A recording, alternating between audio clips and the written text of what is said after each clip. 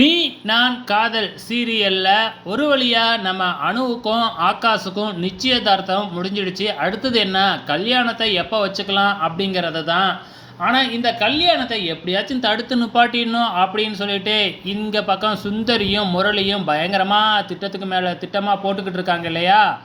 So இப்போ கல்யாண நாள் பார்க்கறதுக்காக ஜோசியரை வர வச்சு எல்லாம் பொருத்தமெல்லாம் பார்த்துக்கிட்டு இருக்கும் பொழுது திடீர்னு ஜோசியர் வந்து பார்த்திங்கன்னா, இந்த பொண்ணு யாரை கல்யாணம் பண்ணாலும் அவங்க வீட்டுக்காரரு இறந்துருவார், இந்த பொண்ணை இவனுக்கு கல்யாணம் பண்ணி வச்சிங்கன்னா உங்கள் பையன் இறந்துருவாப்புல அப்படின்னு திடீர்னு ஒரு குண்டை தூக்கி போடுறாங்க.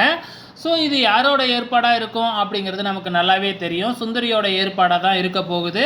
ஸோ இதை கேட்டு எல்லாத்துக்குமே ஒரு அதிர்ச்சியாக தான் இருக்குது. ஸோ இதுக்கப்புறம் என்ன நடக்க போகுது அப்படிங்கிறத பொறுத்திருந்து பார்க்கலாம். ஏதாச்சும் வந்து பார்த்திங்கன்னா பரிகாரம் பண்ணணும், அது பண்ணணும், இது பண்ணணும் இப்படிங்கிற மாதிரி கொண்டு வருவாங்கன்னு நினைக்கிறேன். இந்த சீரியல்லையும் வெயிட் பண்ணி பாருங்கள்.